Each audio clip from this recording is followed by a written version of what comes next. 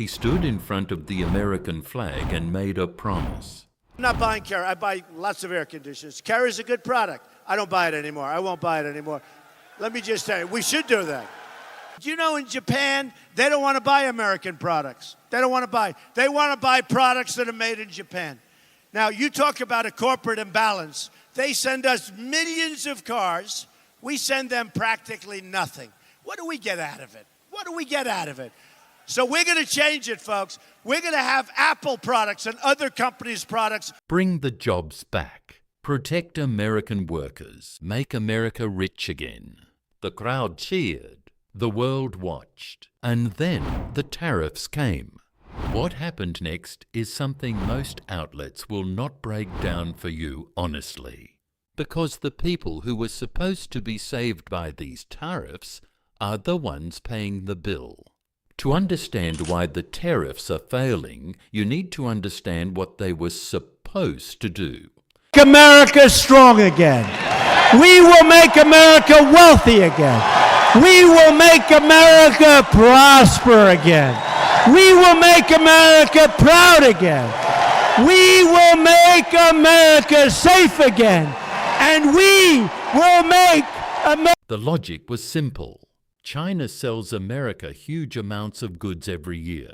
Put a tax on those goods. Make them expensive. American consumers buy American instead. American factories reopen. American workers get hired. It is a clean argument. It sounds reasonable.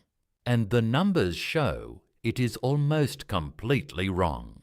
Because it ignores one thing. The people who pay tariffs are not the Chinese. They are the Americans. Let me explain how this actually works. A tariff is just a tax on imported goods. When the United States slaps a 25% tariff on Chinese steel, the Chinese factory does not write a check to the US government. It cannot. It would go broke. What actually happens is straightforward. The American company importing that steel pays the tax at the border. The American manufacturer using that steel adds the cost to the product. The American consumer pays the higher price at the store. According to the Tax Foundation, Trump's tariffs cost the average American household $1,300 in 2025 alone. That number climbs to $1,600 in 2026 under the full tariff schedule. Not Chinese households, American ones, the people the tariffs were designed to protect, are the ones funding them out of their own pockets. Now here is where the story gets bigger than most people realize. These are not small-scale trade moves. As of 2024, Trump's tariffs covered roughly $2.2 trillion worth of U.S. goods imports. That is about 69% of all goods coming into the country. The Tax Foundation projects these tariffs would raise about $2.3 trillion over the next decade on paper. But when you account for how the economy actually responds, people buying less, businesses shrinking, that number drops to about $1.5 trillion. The difference is not savings. It is economic activity that simply disappears. But what about the factories? What about the jobs? This was supposed to be the trade-off. Yes, prices go up, but American workers get hired. The U.S. International Trade Commission looked at the steel and aluminum tariffs specifically. Imports of affected steel products dropped 24%. That sounds like a win until you read the next line. Domestic steel production rose only 1.9%. Steel prices for American companies that buy steel, like car makers and construction firms, went up 2.4%. So American companies that use steel paid more, American consumers paid more, and the actual boost to domestic production was tiny. The tariffs moved the needle slightly for steel producers while raising costs across dozens of other industries that depend on steel as a raw material. On April 2nd, 2025, the administration launched what it called Liberation Day tariffs. Sweeping rates between 10 and 49% hit almost every trading partner on Earth. The average US import tariff jumped to roughly 17%, the highest it had been in decades. 2 months later, on June 4, 2025, steel and aluminum tariffs alone were raised to 50%. The economic models from CSIS and the Tax Foundation agree on one thing. Before any country even retaliates, these tariffs reduce US GDP by 0.8%. That is hundreds of billions of dollars in lost economic output. And the countries did retaliate. That is what countries do. The states that voted most heavily for Trump, places like Iowa, Ohio, Indiana, are the states that export the most food and manufactured goods. When tariffs go up on American products overseas, those communities get hit first and hardest. Here is the part of the story that almost nobody covers. The legal foundation for most of these tariffs was shaky from the beginning. The administration used something called the International Emergency Economic Powers Act, or IEEPA for short.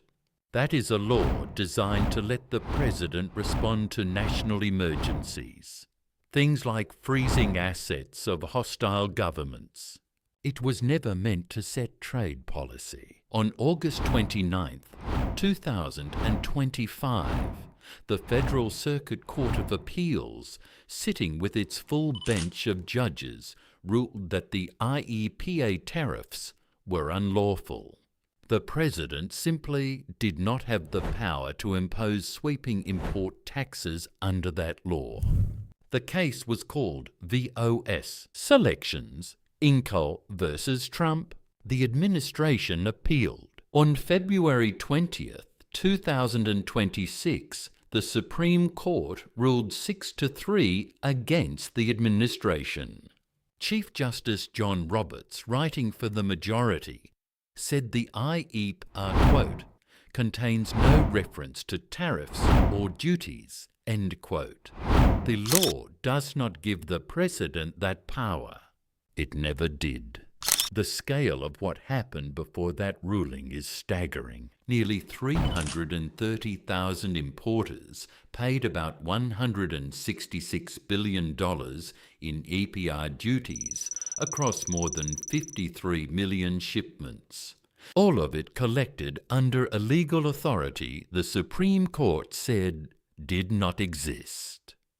On March 4th, 2026, Judge Richard Eaton at the Court of International Trade ruled that all importers of record are entitled to refunds on entries where the payments had not yet been finalized.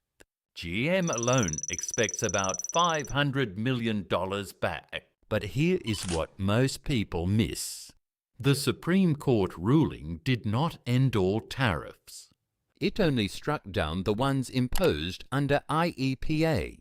The tariffs under Section 232, covering steel, aluminum, and automobiles, remain in force. The Section 301 tariffs targeting China specifically remain in force, and as of April 2026, the administration is already testing new legal ground, trying to impose tariffs under Section 122, a different law tied to balance of payments deficits. That case is being challenged in trade court right now. The legal authority keeps shifting, but the policy goal stays the same. More tariffs, more taxes on imports, more costs pass to American families. The common belief is that tariffs punish foreign countries and protect American workers. The specific evidence tells a different story. The Tax Foundation estimates that the economic burden falls hardest on lower and middle-income households, the exact people these policies claim to defend. A family earning $40,000 a year spends a much larger share of their income on goods like clothing, electronics, and groceries. When tariff costs raise prices on those goods, wealthy families barely notice. Working families feel it at every checkout.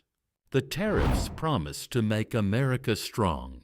What they actually did was raise prices on American families, trigger legal battles that reach the Supreme Court, and create a level of trade uncertainty that makes it nearly impossible for businesses to plan.